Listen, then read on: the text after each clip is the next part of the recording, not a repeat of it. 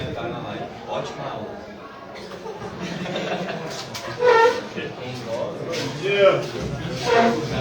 Vamos fazer silêncio, virar para frente, prestar atenção aqui. Então, na aula de hoje nós vamos falar sobre uma filósofa política, uma feminista, chamada Emmeline Pankhurst, uma britânica, uma inglesa que viveu aí de 1858 a 1928, portanto na transição do século XIX para o século XX.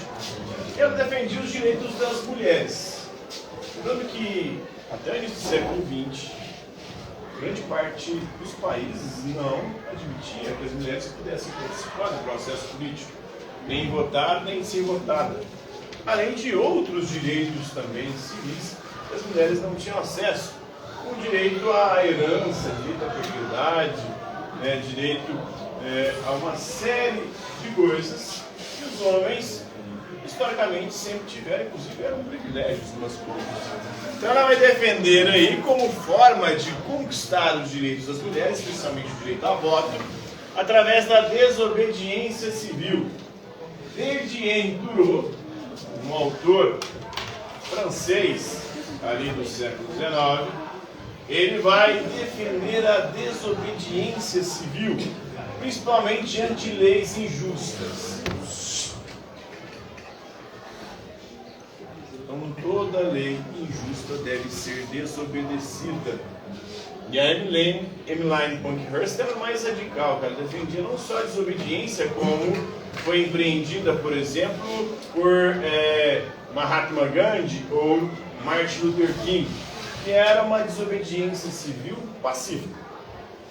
O Mahatma Gandhi fazia greve de fome, o Martin Luther King fazia passeatas. Ela defendia ações mais incisivas, atos que hoje seriam considerados atos terroristas, porque ela empreendia, junto com outras sufragetes, outras feministas, ataques à propriedade privada. Não chegava a atacar pessoas, nem matar ninguém, mas atacava propriedades.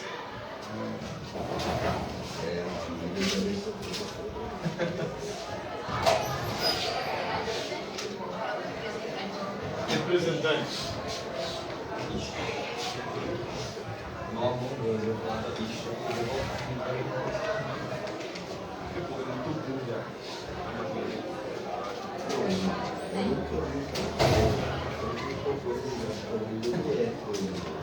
Então, ela lutava pelo sufrágio feminino, ou seja, pelo direito a voto, não que sufrágio significa isso.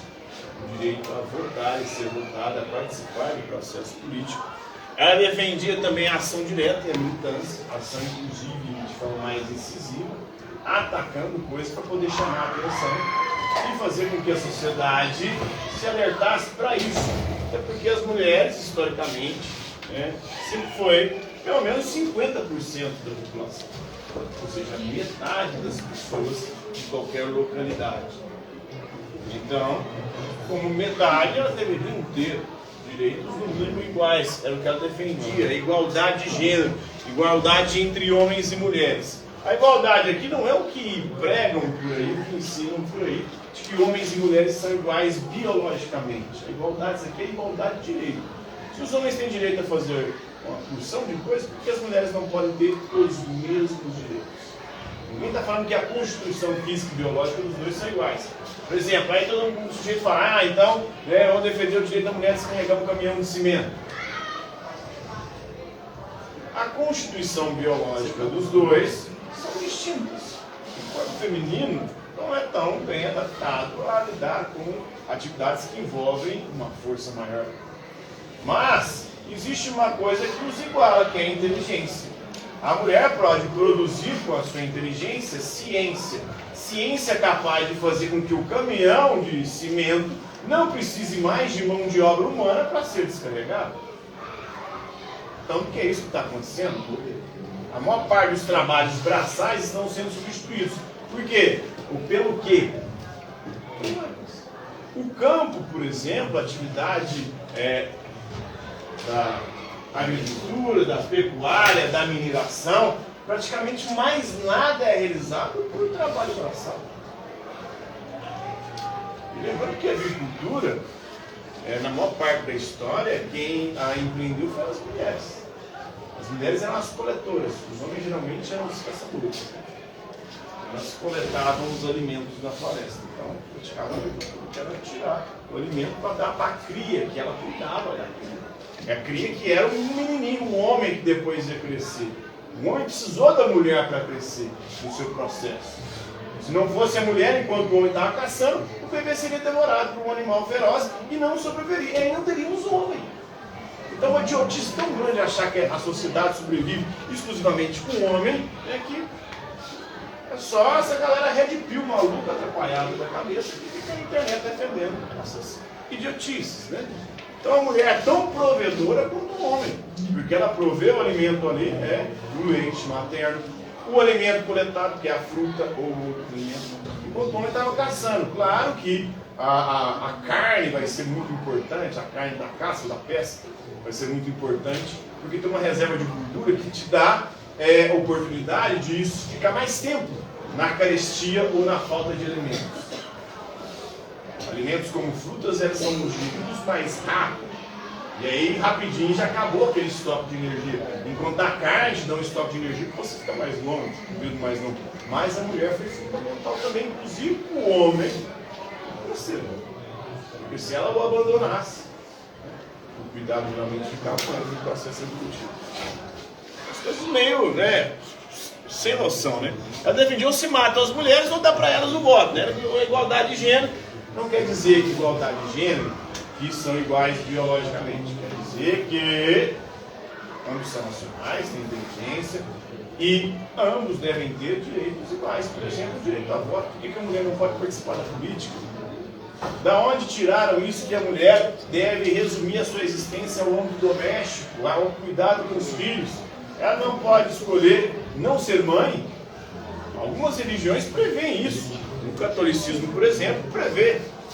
O catolicismo, que é um dos maiores defensores do direito natural, ele prevê que mulheres podem renunciar à vida matrimonial e à vida da casa para viver em comunidades de freiras, por exemplo, onde mulheres não têm filhos, onde mulheres são ativistas, porque essas freiras realizam trabalhos sociais, ou seja, trabalhos fora do âmbito doméstico. Então, e essa galera geralmente que defende isso, essa galera muitas vezes é uma galera religiosa, como o Renato Leisoitão, por exemplo, um sujeito completamente maluco, idiota e retardado, que isso não gosta nenhuma na vida dele. Parece que ele não conhece a própria história da igreja, dizer que é católico, mas mano, você defendendo que as mulheres são assim, que elas devem viver nesse âmbito, ou dessa forma, mas olha a própria história da igreja. O exemplo de Maria, o exemplo de tantas outras santas que não resumiram a sua existência ao âmbito doméstico, ao cuidar dos filhos. Isso é ignorância pura. Mas essa galera que faz sucesso ganha dinheiro na internet, né? Quem estuda de verdade, quem conhece os processos todos, acaba que não tem tanta forma. Por quê? Porque prega coisas tão assimiláveis para uma galera que tem um intelecto, um QI limitadíssimo, como nós brasileiros, né? A média do nosso QI aqui é 83, 87, que é algo muito baixo. É alguns sim, os macacos conseguem resultados similares, né? Mas mostra que nós, brasileiros, somos muito fracos. É muito fácil de enganar essas pessoas na internet, né? Porque ele não estuda, não lê, não quer buscar o conhecimento, e entra nessa condição, né? Então, a justiça social para as mulheres, a autonomia feminina em relação aos homens, também tem que depender de homem. O feminismo, ela defendia a reforma social, uma reforma gradual, né? Ela fez uma avaliação também do papel das mulheres na guerra. Ela viveu no contexto aqui da Primeira Guerra Mundial, de 1914 a 1918, que foi um contexto onde as mulheres foram para a guerra. Claro que não foi para lutar no fronte, eles ficavam mais na enfermaria. Mas também tiveram que ir para as fábricas, porque os homens foram para a guerra. Aí mostrou que as mulheres poderiam, na fábrica, realizar o mesmo trabalho que os homens, inclusive produzir as armas que iriam municiar os homens na guerra. Então, ela defendia uma transformação política gradual, porque ela viu que se defendesse para todo mundo, ela tinha que defender primeiro para as elites. Porque com a elite ela conseguiria ter mais resultado, ou seja, vou defender o direito de voto das mulheres ricas.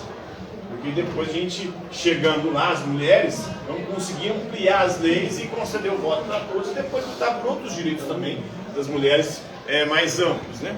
Então esse movimento feminista ele começa no século XVIII, no Ocidente, né? Com a Marie Wollstonecraft publicando aí a obra A Reivindicação dos Direitos das Mulheres, no contexto da Revolução Francesa.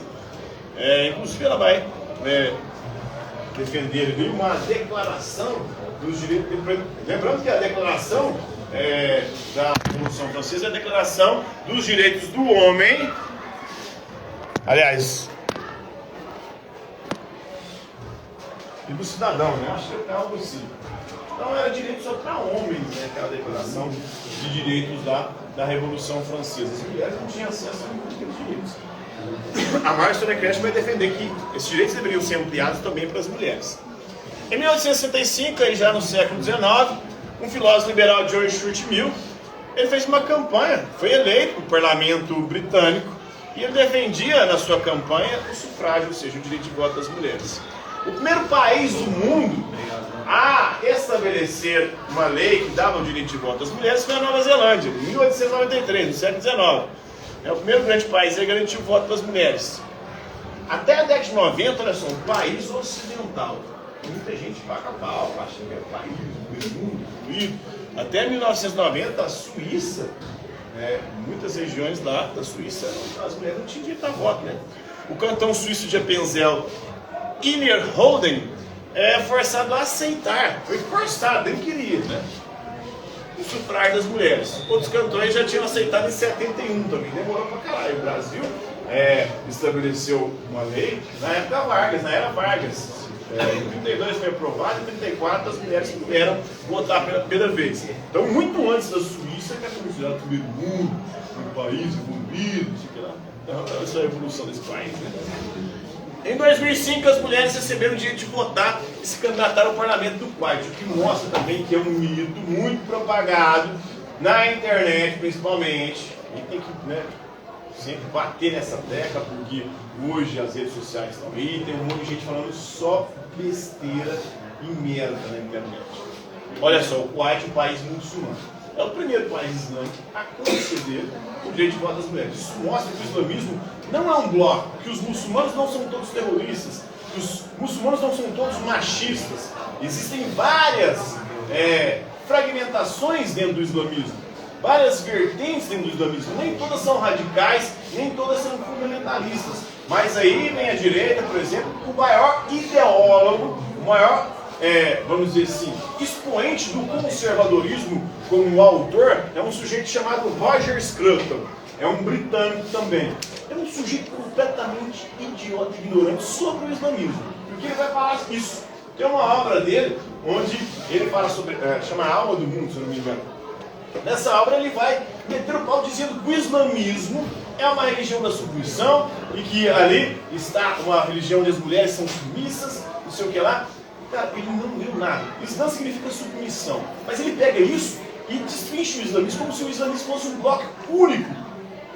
Tem duas principais vertentes dentro do islamismo, que são os sunitas e os xiitas. Mas existem várias outras ramificações, e cada uma delas defendendo coisas completamente distintas, assim como há dentro do cristianismo. Mas ele resume tudo num bloco só. Isso é coisa de gente preguiçosa, que não estudou e que não conhece.